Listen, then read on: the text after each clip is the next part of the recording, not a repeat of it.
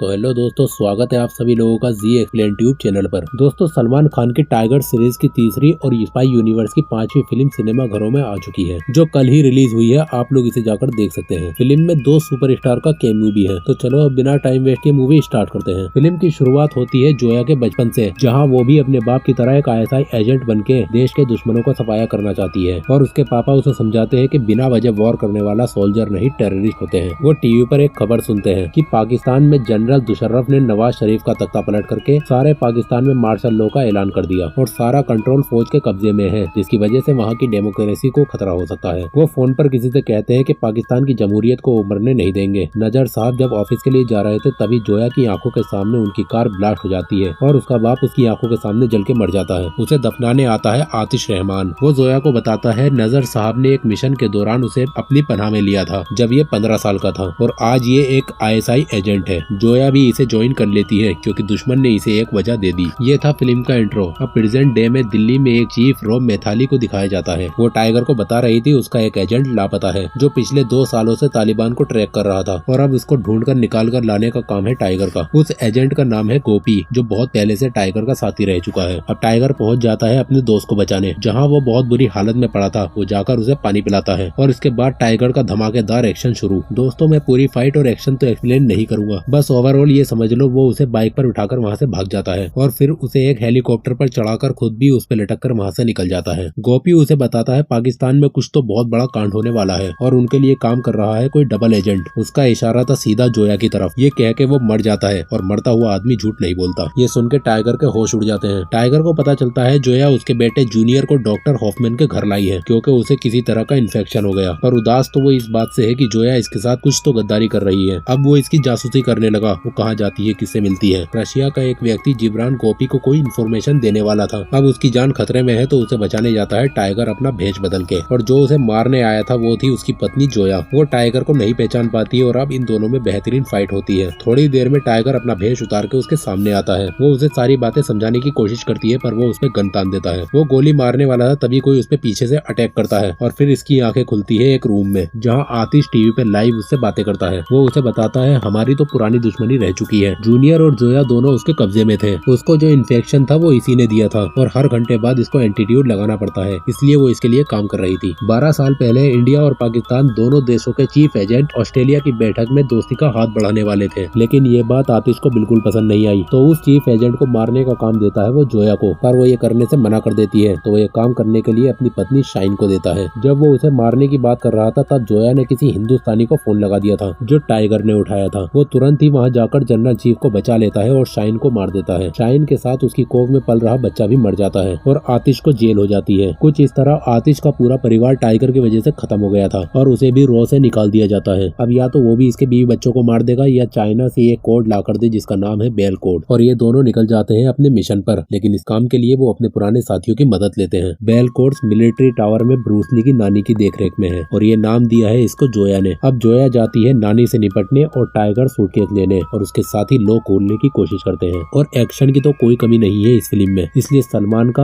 और जोया का टॉवेल वाला धमाकेदार एक्शन देखने को मिलता है। ओवरऑल सूटकेस उन्होंने चोरी कर लिया, पर पहले ही किसी ने पुलिस को खबर दे दी थी, इसलिए टाइगर अपने एक साथी को सूटकेस देके वहाँ से भगा देता है। वो सब देखना चाहते थे कि इसके अंदर है क्या, पर जोया गन दिखा के उनसे सूटकेस लेके चली जाती है। इन्हें लगता है टाइगर और जोया ने इन्हें धोखा दिया है और उधर टाइगर पुलिस के हाथों पकड़ा जाता है। वो सूटकेस आतिश को देकर अपना बच्चा छुड़ा लेती है और पुलिस को भी इसी ने इन्फॉर्म किया था, क्योंकि सबके सामने उसे गद्दार साबित करना था। इस सूटकेस में वो कोड्स हैं जिससे सबमरीन से मिसाइल लॉन्च किए जाते हैं। इन बेल कोड्स की चोरी की वजह से हिंदुस्तान और पाकिस्तान की दुश्मनी में एक शक्ल दे दी और इसका जिम्मेदार वो टाइगर को ही समझेंगे। टाइगर को पाकिस्तान की जेल में शिफ्ट किया जाता है और वहाँ उसे बहुत ज्यादा टॉर्चर किया जाता है और आजादी के दिन टाइगर को फांसी दी जाएगी। तब यहाँ पर एंट्री होती है शाहरुख खान पठान की और इन दोनों का एक्शन भी लाजवाब था, जो पठान फिल्म से भी ज्यादा बेहतरीन दिखाया गया है। खैर, वो टाइगर को वहाँ से निकाल कर ले जाता है। हर जगह टाइगर के गद्दार होने की खबर चल रही थी। टाइगर अपने पुराने साथी हसन से मिलता है, जिसे उसने पिछली फिल्म में सुसाइड बॉम्ब से बचाया था। जोया के दोनों पुराने साथी और टाइगर के तीनों साथी आपस में मिल जाते हैं। आतिश 14 अगस्त को पाकिस्तान की PM पर अटैक करके वो इल्जाम टाइगर के ऊपर डालने का प्लान बना रहा है और खुद वहाँ का वजीर आजम बनना चाहता है। ये सब चोरी चुपके से PM निवास के अंदर पहुँच जाते हैं। PM पूरे देश के सामने स्पीच देने वाली है, लेकिन स्पीच से पहले ही इनके ऊपर हमला होगा। वो PM के पास जाकर बहुत ही इमोशनली सारी बातें बता देता है और वो भी उनकी बात मान लेती है। आतिश भी वहाँ पहुँच जाता है, लेकिन तब तक अंदर टाइगर और उसकी टीम का एक्शन शुरू हो चुका था। और जोया के जो एक्शन सीन है वो तो पठान की दीपिका के ऊपर भी भारी पड़ गए। पीएम को वो एक सेफ बनकर के अंदर बंद कर देते हैं। आतिश आते ही एक रो एजेंट को मार देता है और एक आईएसआई को। दूसरा वाला आतिश के साथ मिल गया, जिसकी मदद से वो टाइगर और जोया को चारों तरफ से घेर लेते हैं। लेकिन हसन अपने ऊपर बॉम्ब बांध के खुद के साथ सबको मार देता है और आतिश बच जाता है। जोया तो भाग गई पर टाइगर पकड़ा गया। अब वो पीएम को मारने बन करके अंदर जाता है, पर यहाँ पर पीएम नहीं थी। ये तो टाइगर का प्लान था उसे यहाँ पर लाने का, क्योंकि जोया उन्हें पहले ही निकाल कर ले जा चुकी थी। और एक बार फिर से टाइगर और आतिश की फाइनल फाइट होती है। इधर टाइगर इसकी बैंड बजा रहा था और उधर जोया अपने फुल फॉर्म में सबकी ऐसी की तैसी कर रही थी। वो अपने उस गद्दार साथी को भी मार देती है। पीएम अपना स्पीच शुरू करती है, जिसमें वो दुनिया वालों को बता रही थी टाइगर गद्दार नहीं है, बल्कि उसने तो फिर से पाकिस्तान की इज्जत बचा ली और ये उसे फांसी देने वाले थे। गद्दार तो आतिश रहमान है, जो पाकिस्तानी होकर भी पाकिस्तानी ना हो सका और पाकिस्तान की जमहूरियत के बीच एक हिंदुस्तानी आकर खड़ा हुआ। वो कहती है कि वो पाकिस्तान और हिंदुस्तान की नफरत को खत्म करके अमन और शांति का हाथ बढ़ाती है। तो हिंदुस्तानियों, तुम्हारा क्या ख्याल है? ये सुन के सब बहुत खुश हो रहे थे और इधर आतिश का भी खेल खत्म हो गया। पीएम उसका शुक्रिया अदा करती है और फिर नेशनल एंथम शुरू होता है, जिसमें हमारे देश का राष्ट्रीय गान गाया जाता है और अब लेके प्रभु का नाम गाना शुरू होता है। कुछ गधे तो इस गाने के शुरू होते ही थिएटर से चले गए थे। उन पागलों को ये नहीं पता कि फिल्म अभी खत्म नहीं हुई। गाना खत्म होने के बाद एक बोनस भी तो मिलता है, इसका पोस्ट क्रेडिट सीन, जो ना जाने कितनों ने मिस कर दिया था, जहाँ कर्नल लूथर कबीर से बात कर रहे थे और उसे हिंदुस्तान के सबसे खूंखार और दरिंदे दुश्मन के बारे में बता रहे थे, जिसको आज तक किसी ने नहीं देखा और ना कोई इसका नाम जानता है। और वो इसे पकड़ने के लिए कबीर को भी इतना खूंखार बनने को कह रहे थे। और यहाँ पर कबीर की यानी ऋतिक रोशन की एक धांसू एंट्री होती है और ये शानदार फिल्म यहाँ खत्म हो जाती है। दोस्तों, फिल्म वाकई में बहुत ज्यादा बेहतरीन थी। तुम में से किस किस ने थिएटर में देखी है? ये सलमान खान की वो फिल्म है जिसमें वो खुद एक सपोर्टिंग रोल में लग रहे थे। सबसे ज्यादा तारीफ तो कैटरीना कैफ और इमरान हाशमी की हो रही है। खैर दोस्तों, आप लोगों को ये फिल्म कैसी लगी कमेंट बॉक्स में जरूर बताना और मेरी वीडियो पसंद आए तो प्लीज वीडियो को लाइक और चैनल को सब्सक्राइब जरूर कर ले, ताकि मेरी ऐसी ही वीडियो आप लोगों तक पहुँचती रहे। तो मिलते हैं आपसे अगली वीडियो में, तब तक के लिए सबको बाय, जय हिंद।